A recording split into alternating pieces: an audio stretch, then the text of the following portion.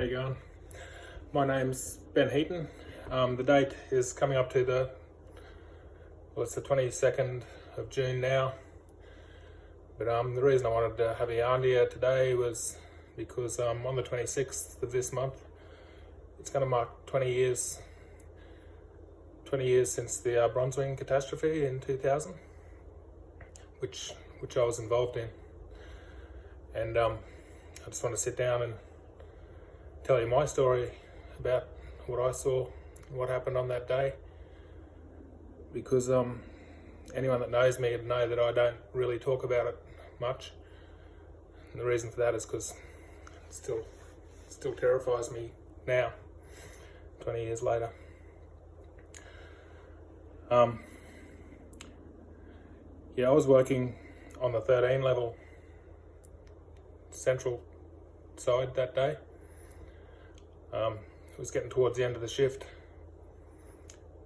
We were going to knock off at 5:30 because there was a stope fire, and so I just finished loading my last truck.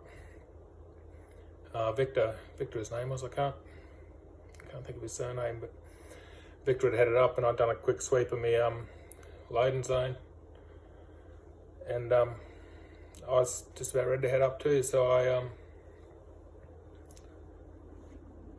I backed out of the 13 level and started heading up the decline. But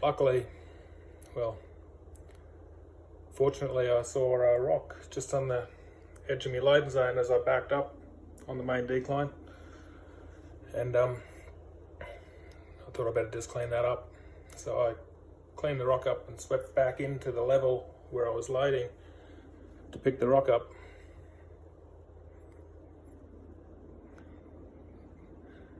And that's when I saw the mud first.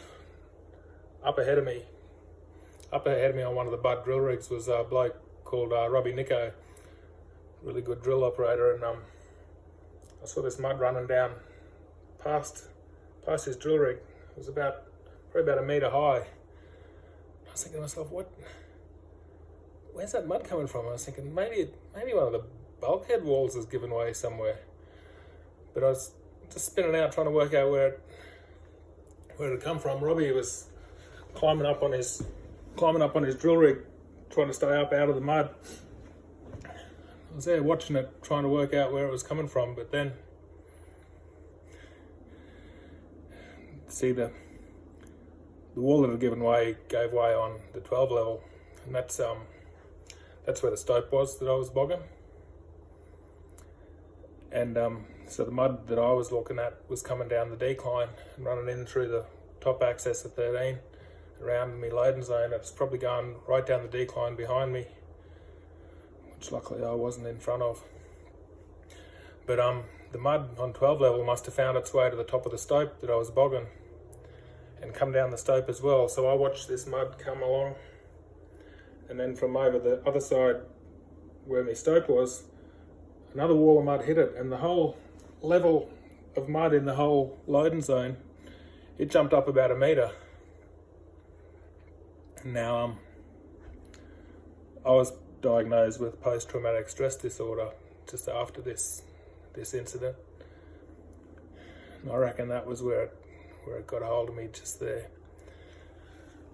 So when I saw that mud level rise by a metre as I was watching it, I just thought, oh no, I'm going to die. I didn't think I was going to die. I knew I was going under, and I was just about to die. Everyone says that when your life flashes before your eyes,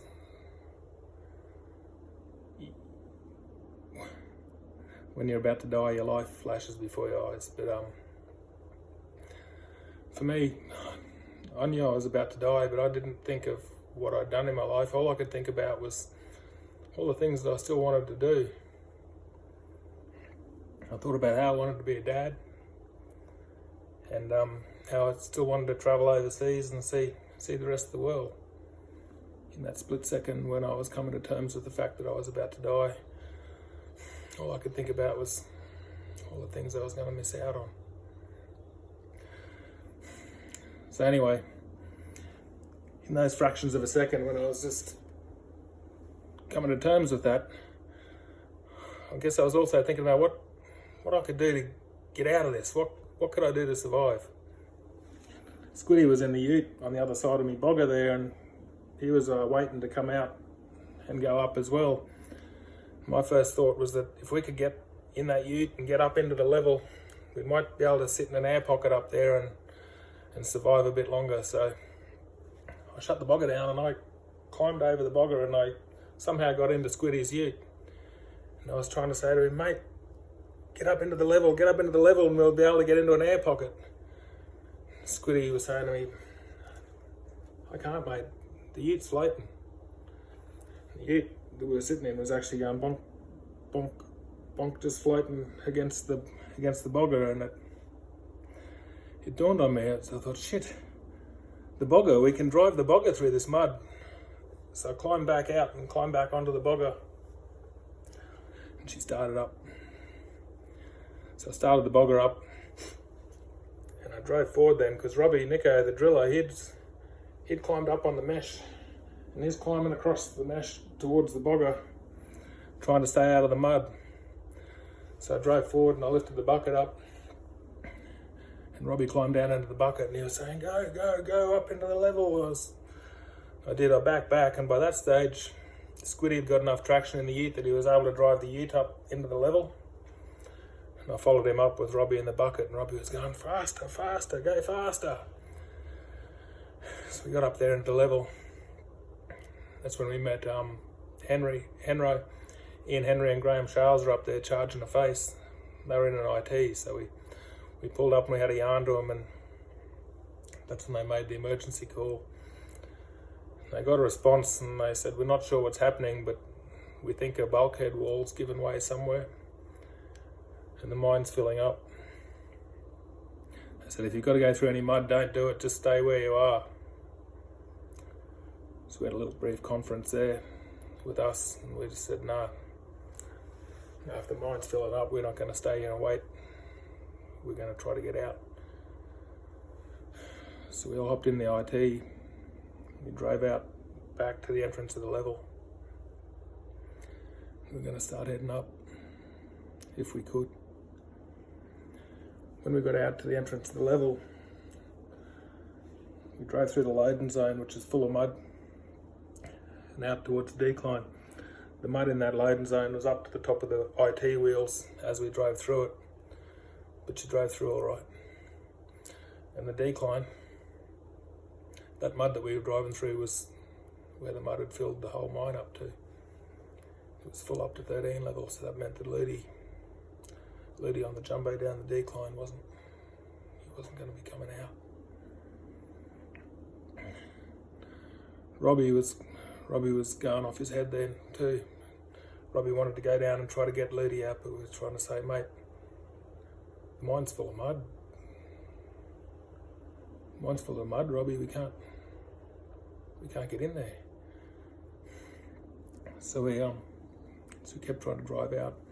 It was about 1 metre high, a lot of just thick mud on the decline on the way out. There was mud right up to the backs in a lot of places. So it must have come down there like a wall. There was one spot where there was a high voltage cable had been ripped down off the backs, and it was right in the middle of the decline, and we couldn't get past it. So I said to Squiddy, like, we'll just pull it to one side, mate. It would have tripped out, wouldn't it? And I saw Squiddy say, well, yeah, it should have. I could sort of see a bit of uncertainty on his face, but I said, come on, mate, it'll have tripped out, let's get out and move it. We pulled the cable over to one side, and the IT got fast, and we let go of the cable. I still remember Squiddy saying to me on the way up, that last little bit, he was saying, oh, you should grab that cable with the back of your hands. Because if it was live, you would have grabbed onto it and you wouldn't have let go. It was alright, it wasn't live anyway, but we continued up. And we got to the 12 level. There was just a big pile of mud where it had come out of the 12 level and pushed up the decline a little bit as well. We parked the IT there and left it there in case they needed it. We walked out through the mud. There were some LVs there waiting to take us up to the surface. When we got to the tag board, we walked over and took our tags off, and eventually got to the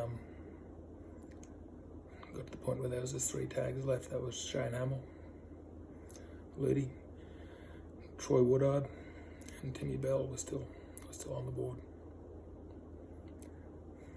That's when it got the better of me. I broke down then. I sat down beside the tag board and I cried like a baby.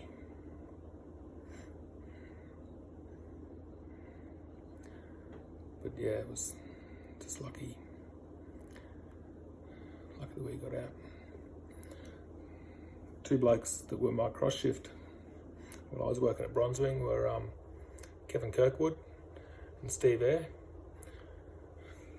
Just want to say thanks to those 2 blokes for being good cross shifts that taught me a lot. I didn't want to leave that area messy for you blokes, and if I'd stopped and picked up that rock, so I'd be leaving a nice workspace for you, I would have drove straight into that wall of mud and I wouldn't be here. So thanks guys, thanks for being good cross shift. I'll give you a look at a few of the things I grabbed back then in 2000. Here's some newspapers from the day after. I think it was the day after when I'd been flying back to Sydney, Perth.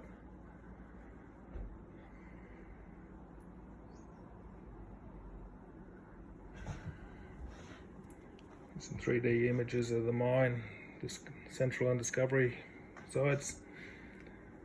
This is the central side, and that's the stope.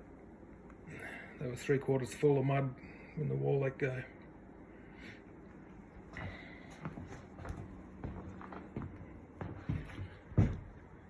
This is the 12 level.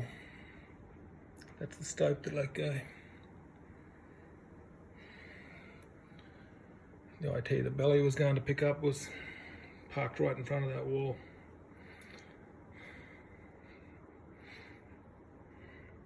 This is where I was. I was loading trucks here on the 13 level. I'd driven out to start heading up to the surface, and that's when I drove back in to clean up that rock. And that's when the mud went through. I was lucky. This is the decline down to the 14 level. It was full. It was full right back up to here, up to the 13. We're just so lucky that we didn't go under 2.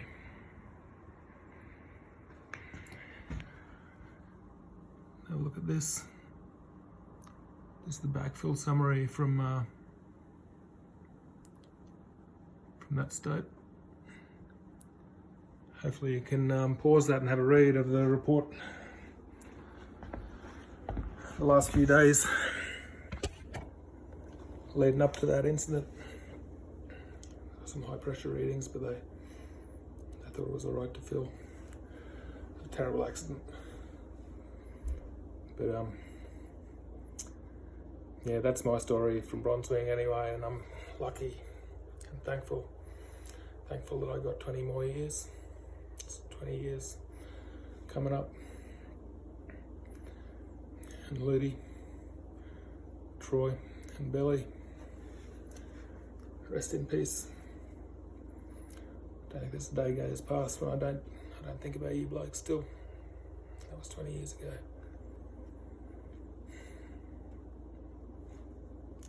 See you later.